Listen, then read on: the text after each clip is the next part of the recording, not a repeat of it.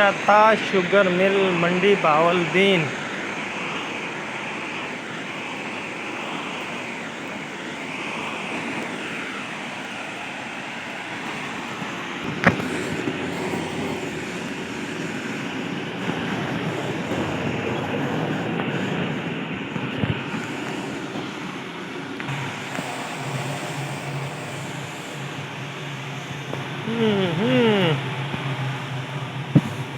मिल औशता शुगर द mill house.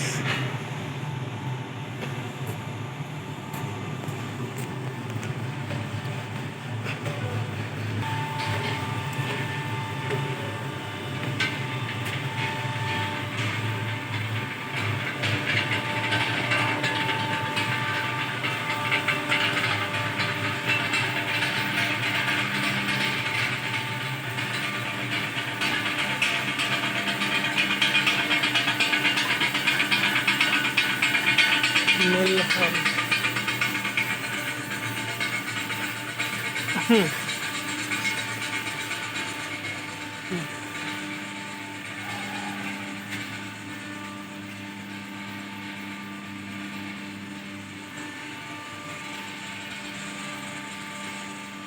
ज़बरदस्त लोकेशन।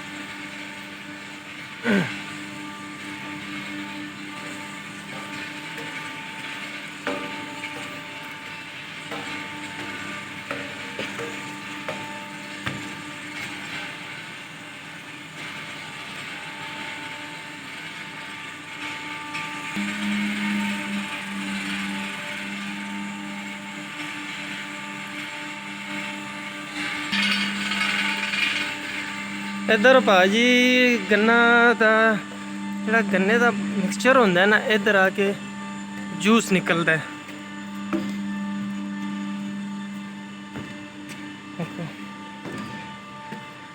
ए तो ए जिहड़ियां चीज़ां ने ना, ए जूस कड्ढदियां ने। गन्ना होंदा तो पिस के जंदा।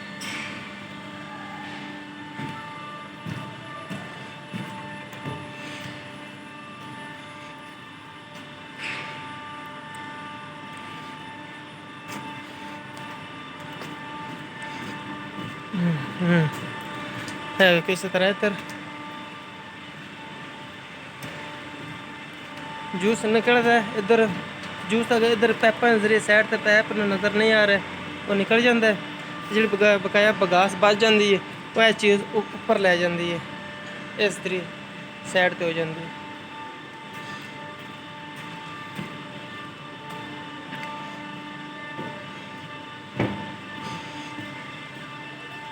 बहुत वड्डी मिल है भाजी।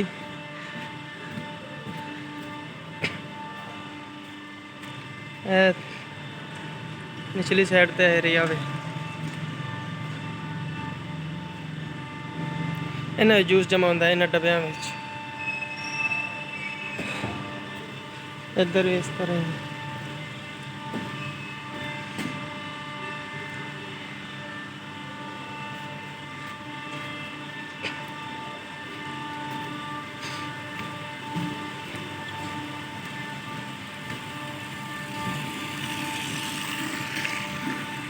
जदों मुकम्मल जूस निकल जाता है तो बकाया बच जाती है बगास।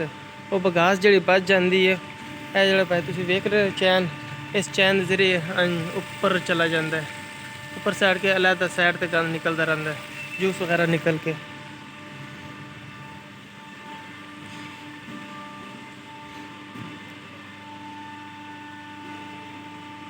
मोटर के लिंक ने बड़े बड़े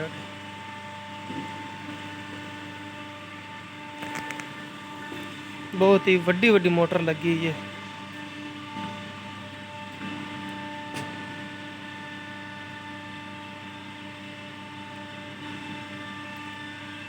गेयर मोटर के नाल गेयर लगी, उस तो बाद फिर अगर दूसरी साइड पे लिंक फिर अगे उस साइड पे जूस वाल जाता है।